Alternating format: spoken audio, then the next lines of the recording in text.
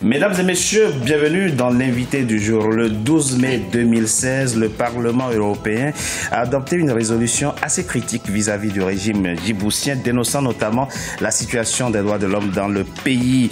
Une résolution qui fait réagir le régime donc par la voix de M. Alexis Mohamed. Il est précisément le chargé de mission du président de la République. Il est notre invité du jour. Monsieur Mohamed, bienvenue et merci d'avoir accepté notre invitation. C'est moi qui vous remercie. Alors, le président Ismaël Omar Guelleh a été réélu le 8 avril 2016, une élection que le Parlement européen considère dans sa résolution comme étant le fruit d'une réflexion politique.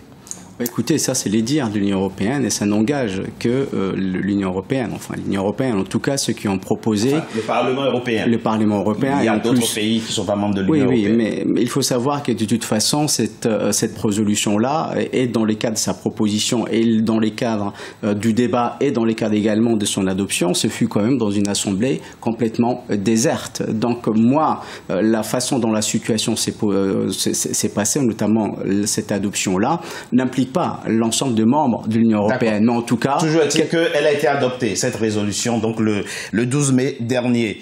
Et encore une fois, on dénonce la répression politique dans votre pays, le Djibouti. Écoutez, l'élection du président de la République est avant tout le fruit de la volonté du peuple de Djibouti qui s'est mobilisé pour élire de nouveau le président actuel.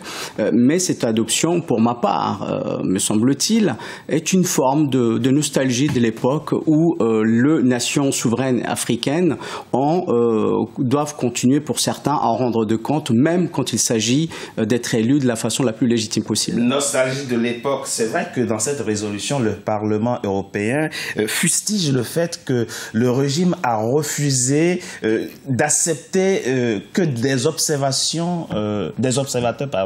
européens soient déployés à Djibouti. Déjà, c'est totalement faux. Dans les cadres de l'élection présidentielle, il ne faut pas oublier qu'il y a eu quand même une délégation de l'Union africaine, une délégation de la Ligue arabe, une délégation également de l'IGAD et de l'OCI, etc. Donc maintenant, dire qu'il n'y a pas eu de membres d'observation dans les cadres de ce processus électoral est totalement mensonger. Précisément. Oui, mais européenne, dans ce cas-là, nous enverrons l'Union européenne, l'Union africaine doit être également accepté dans les cas des processus électoraux en Europe, par exemple.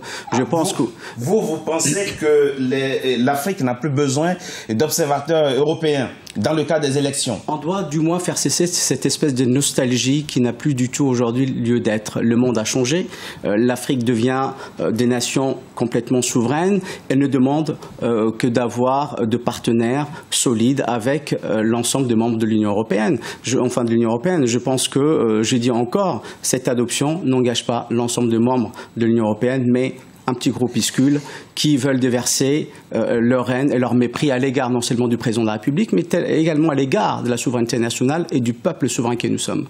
Alors, la revendication d'organiser des élections sans les observateurs européens en Afrique, c'est une revendication tout à fait compréhensible, mais elle ne peut être légitime que si effectivement les conditions de transparence sont réunies. Écoutez, je pense d'ailleurs, nous avons le cas, si nous prenons au-delà de l'élection 2016, parce que cette résolution-là, je ne sais pas si vous l'avez bien lue, elle conteste également les résultats de législatives de 2013, pour lesquels d'ailleurs, l'Union européenne avait diligenté toute une délégation et à sa tête, M.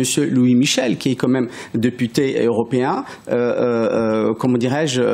qui a été sur place et qui avait, avec la Ligue arabe, l'Union africaine, etc., avait, lors d'un communiqué conjoint, avait reconnu et validé les résultats. Donc, cette résolution vient même en contradiction par rapport à cela. Donc, Union européenne ou pas, je pense que les nations africaines ont le droit aujourd'hui d'estimer assez mature de manière à pouvoir... Mais si vous voulez, M. Mohamed, c'est la situation des droits de l'homme dans son ensemble qui est fustigée dans cette résolution. C'est vrai que dans le cadre donc, de la couverture de la présidentielle à Djibouti, nous avons pu rencontrer quelques opposants qui dénonçaient effectivement les restrictions dont ils faisaient l'objet en matière de liberté publique, notamment d'accès aux médias publics. Bah écoutez, je pense que vous étiez sur place. Africa 24, qui est une chaîne quand même internationale, était sur place. Je pense que l'ensemble, en tout cas des acteurs politiques de l'opposition, ont pu être invités, ont pu débattre, ont pu également exprimer de la façon la plus... Notre chaîne. Mais sur la chaîne nationale, c'est toute une autre histoire. Sur la chaîne nationale également, les comment dirais-je, de membres de l'opposition ont été invités, notamment ceux qui sont à la tête de leur parti. On ne peut pas dire qu'il n'y a pas eu du tout quelque chose de fait. Je pense que aujourd'hui, personne ne peut nier qu'il y a eu une liberté totale d'expression de la part de membres de l'opposition ou des acteurs, en tout cas politiques, de l'opposition, quelle qu'elle soit d'ailleurs. Alors, un fait assez grave que dénonce la résolution du Parlement européen, c'est la situation de ces 10 femmes qui réclament justice depuis déjà 5 ans. Ces femmes qui auraient été violentées dans la partie septentrionale de votre pays par des éléments armés. Bah écoutez, il n'y a pas que cela dans cette résolution. Je pense que l'association qui s'est aujourd'hui entreprise justement ces genres d'entreprise, si j'ose dire, est quelque chose d'extrêmement fallacieux et mensongère, dans la mesure où effectivement il y a des cas, et d'ailleurs ces faits-là remontent dans les années 91-92, donc il y a plus de 25 ans. Ressortir cela aujourd'hui, alors que nous savons qu'effectivement il y a eu quelques faits pour lesquels d'ailleurs le coupable ont été condamnés, les familles indemnisées. Les coupables ont été condamnés, mais il y a encore des femmes victimes qui réclament justice aujourd'hui. Oui, après les femmes qu'on nous exhibe est un fait extrêmement discutable dans la mesure où certaines, même parmi elles, avaient à l'époque 5 ou 6 ans, donc elles ne pouvaient pas être violées. Et pour la plupart d'entre elles d'ailleurs, aujourd'hui, par exemple, Mme Aïcha Dabale n'apporte pas la preuve. Ne dites pas que l'infraction, enfin,